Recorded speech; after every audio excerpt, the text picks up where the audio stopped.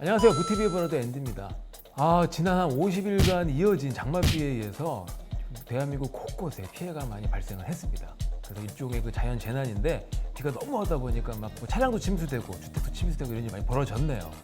그런데 제가 뉴스를 보니까 또 태풍 바비가 세력을 확장하면서 한반도로 접근을 하고 있다는 뉴스를 봤어요.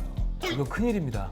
그렇다면 이렇게 우리 바비처럼 불가항력적인 자연 재난에 있어서 피해가 발생했을 때는 어떤 보상이 이루어질 수 있으며 또 누가 또 책임을 져야 되는지 그런 것들에 대해서 이번 시간에 한번 알려드리도록 하겠습니다. 중앙안전대책본부에 2020년 자연재난조사 및 복구계획 수립 지정에 관한 지침이 있습니다. 그래서 지침대로 움직이는데 이 지침에 따르면 자연재난이 발생되면 지방정부가 종료 후에 10일 이내에 피해 조사를 실시합니다. 그리고 7일 이내에 중앙재난 합동 피해 조사를 실시를 하죠. 그 결과를 바탕으로 관계 부처가 협의를 하고 합의를 합니다. 최종적으로는 중앙재난 안전대책본부가 복구 계획을 확정하고 집행을 해버리죠. 제가 간단하게 정리를 해드리겠습니다. 일단 수해가 발생하고 수해든지 자연재난이 발생하면 사람이 다치거나 사람에게 무슨 일이 생기죠. 그래서 인적 피해가 발생을 하죠. 이재민에 대한 구는 어떻게 되냐면 사망 및 실종자에게 최대 1,000만 원까지 지원이 돼요. 그리고 부상자가 생길 거 아닙니까? 다친 사람들. 이거는 1급부터 14급까지 급을 나눕니다. 그래서 1부터 7급까지는 500만 원, 또 8급부터 14급까지는 250만 원을 지급합니다. 최대. 그리고 구호비라고 부당 하루에 지급되는 비용이 있습니다. 8,000원이에요. 그리고 생계비 지원이 따로 있어서 기준이 1인부터 6인 가구의 기준입니다. 그래서 1인이 45만 5천 원, 그리고 6인 가구가 168만 5천 원. 그 사이에 3인 가구, 4인 가구 다 차등 지원이 되고 있어요. 그리고 또 고등학생 학자금에 대한 지원이 있어서 시도 교육감이 조례로 정하는 금액이 면제가 됩니다. 이제 주택 부분으로 넘어갈게요. 주택에 있어서는 또 재난지원금이 전파 유실의 경우에는 1,300만 원 최대, 반파의 경우 650만 원, 그리고 침수와 소파의 경우에 100만 원으로 돼 있어요. 자, 그렇다면 전파가 뭔지 우리가 딱 얼핏 들어서는 전파하면 뭔가 그 텔레비전, 라디오 이런 전파 같죠. 그게 아니라 여기서는 쉽게 얘기해서 전부 파손된 상태랑 유사한 거예요. 그게 뭐냐? 건축물에는 주요 골격과 이런 주요 구조부가 있습니다. 그래서 구조부가 데미지를 입어서 개축이나 이축, 개축은 다시 짓는 거고 이축은 이동해서 짓는 거거나 또 건축물을 이동시키는 거거든요.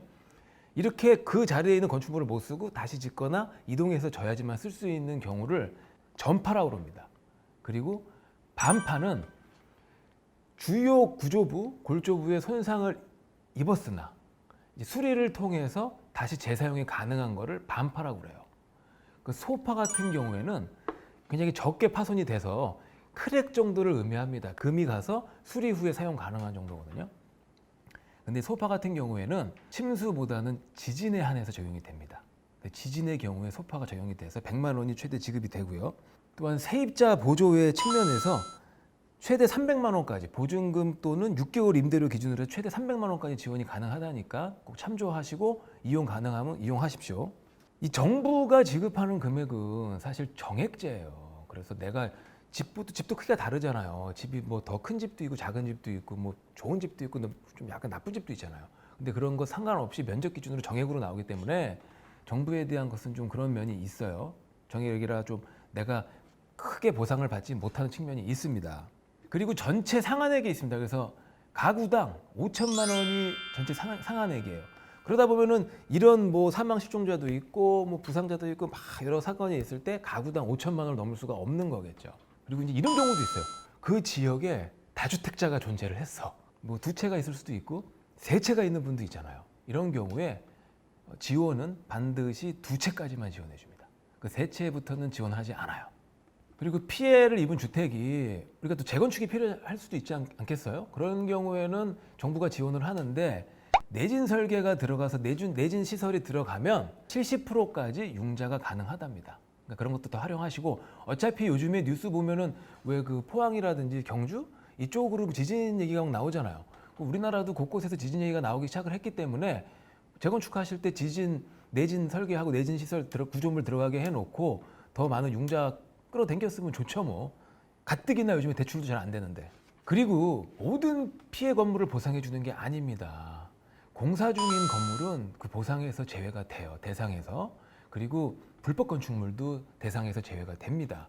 또 본인의 고의 또는 중과실이 있어도 그 대상에서 제외가 돼요. 그리고 또 다른 법령에 의해서 이미 어떤 보상을 받으신 분들은 추가적인 보상이 더 안 된다고 하니까 꼭 다른 보상을 받으신 분들은 추가적인 보상이 없으니까 계획을 좀 조절할 필요가 있을 것 같습니다. 지금 정부의 지원을 좀 간략하게 좀 이렇게 보셨는데 금액이 충분하지 않잖아요. 그러다 보니까 이게 15년 전의 기준이었다고 그러더라고요. 아무래도 그때는 좀 집값도 싸고 솔직히 15년 전에만 해도 제 기억에 한 2, 3억 되면은 서울 소재에서 괜찮은 지역, 좋은 지역에 30평대 아파트도 가능했던 걸로 제가 기억이 납니다. 그러니까 그 시절의 금액이기 때문에 지금 여야 간 합의를 보고 있대요. 의견을 토론하고 있으면서 그 금액을 2배 이상 증액하는 게 낫지 않겠느냐 이런 얘기들을 논의하고 있다고 그러니까 앞으로 좋은 결과가 있기를 바라겠습니다. 임대인과 임차인 간의 어떤 분쟁의 소지가 될 수 있는 부분이 여기도 있습니다. 하나가 뭐냐면 침수의 경우에 100만 원이 최대로 나왔다고 칠게요. 제가 세입자한테. 근데 세입자가 100만 원을 받고 그거를 이제 고쳐야 되는데 고치질 않은 거야. 장판이라든지 벽지 고치질 않고 그냥 그 돈을 내가 갖고 다른 곳으로 이사하려고 그래요. 그럼 이런 경우에는 어차피 재난지원금의 목적이 그런 복구에 대한 회복이 주요 목적이기 때문에 이거를 고치려고 준 겁니다. 여러분이 개인적으로 쓰거나 가지려고 준 돈이 아니기 때문에 임대인 측에서 수리를 요구할 수도 있고 그 비용에 대해서 청구도 할 수 있어요. 그러니까 그런 것들을 알고 그 비용을 받으셨으면 꼭 복구를 하십시오. 그래야 문제가 없습니다. 자, 주택이 있습니다. 주택에는 2명의 개인이 무조건 존재하겠죠. 즉 임대인과 임차인이 존재를 합니다. 그렇다면은 임차인의 입장에서건 집주인의 입장에서건 일단 둘 다 책임을 질 수 있습니다. 집을 점유하고 있는 자가 일단 관리의 책임이 있잖아요. 비가 막 내리는데 스물스물 물이 들어와. 세입자는 먼저 고치기 전에 임대인은 먼저 통보하는 게 순서잖아요. 임대 전화를 딱 통보하려고 그러는데 그냥 오늘 하지 말고 내일 하지 하면서 하루를 건너뛰었어. 그랬더니 그 스물스물 들어오던 게 꽉 차가지고 침수가 됐어. 충분히 그 이전에 막을 수 있었던 부분이죠. 그러니까 이런 경우에는 임차인도 책임을 피해갈 수는 없다. 또 전화를 한 거야. 스물스물 들어오니까.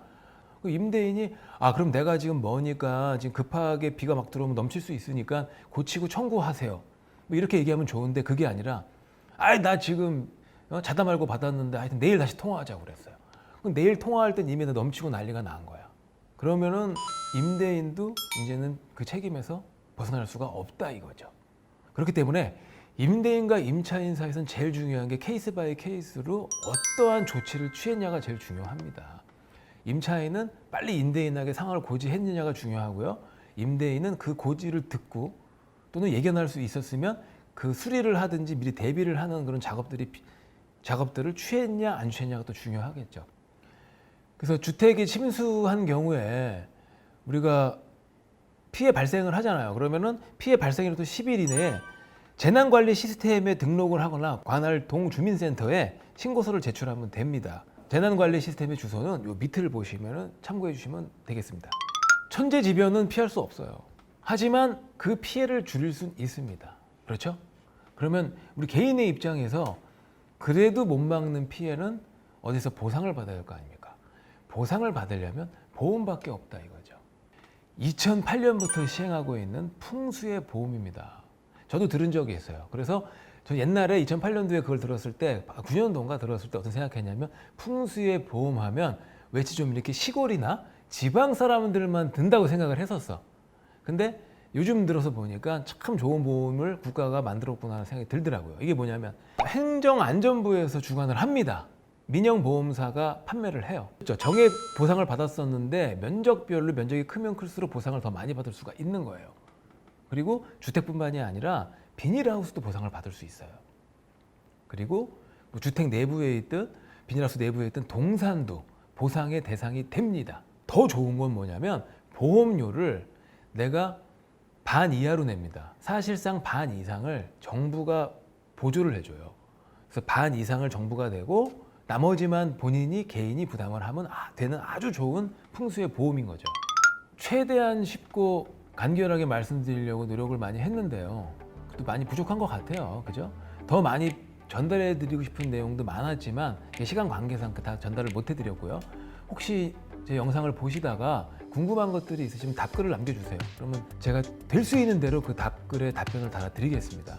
혹시라도 제가 답변을 못 달고 넘어간 어떤 그 답변들이 있으면 좀 많이 이해해 주십시오. 오늘 영상도 좋으셨다면 구독, 좋아요, 알림 버튼까지 부탁드리겠습니다.